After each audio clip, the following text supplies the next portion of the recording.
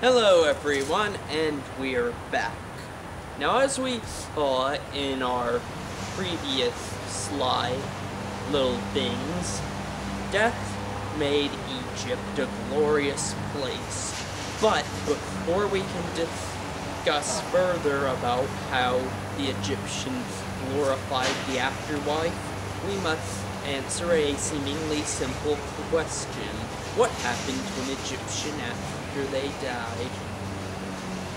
You don't know, Sam. I don't know. Well, you see, that greatly varied. For a simple peasant folk, what they could best hope for was a burial in the desert sands. But this was prone to being attacked by wild animals and any belongings they had taken by robbers.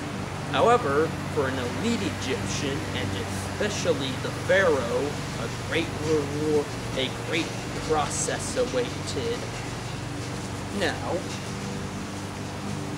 first, the wealthy Egyptian would have his body or her body washed in the river Nile. Then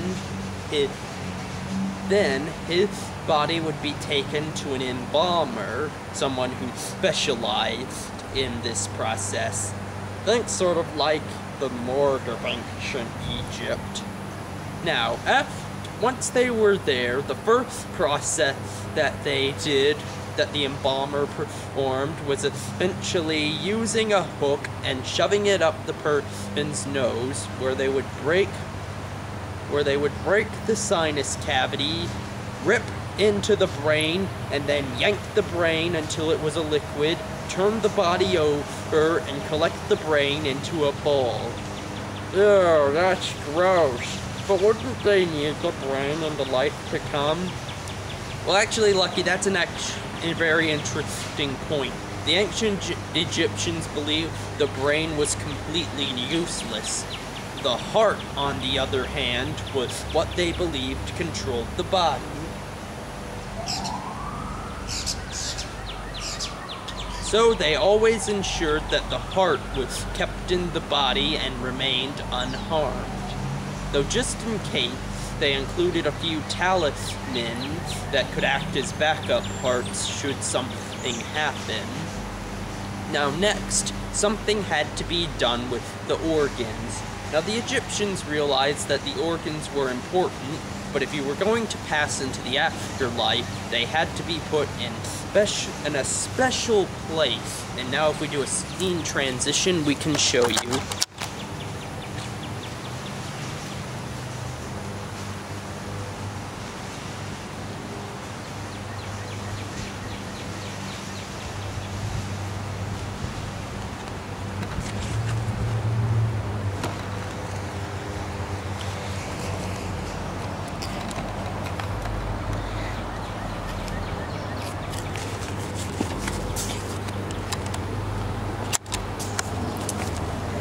Alright, see these jars right here?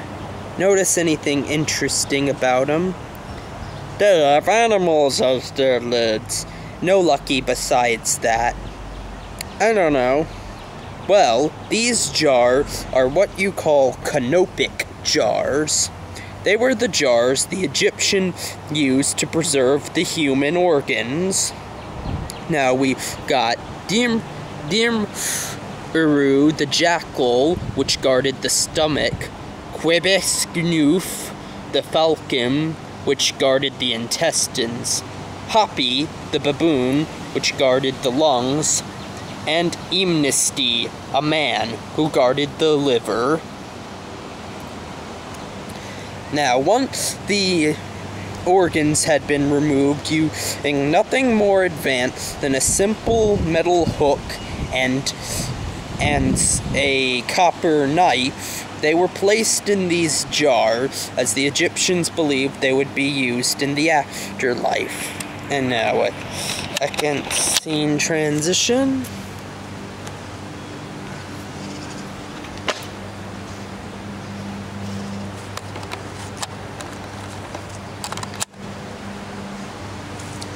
Alright, now, after the organs had been removed and placed in their proper canopic jar, the body was then covered in sand in order to dry it out. This was used in the mummification process.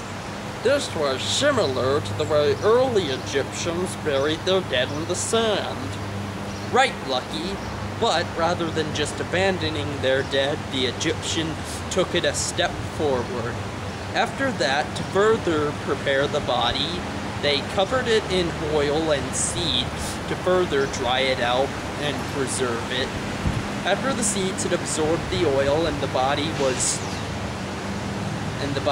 properly cared for, and the body was properly prepared, the Egyptians took fine linen, a common material among the Nile and other warm weather areas, as a choice for clothing.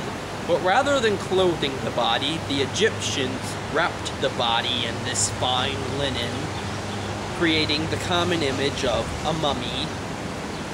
Then, the embalmer would place a wig and makeup upon the corpse. Another interesting thing to note, in ancient Egypt, everyone, including men, wore makeup.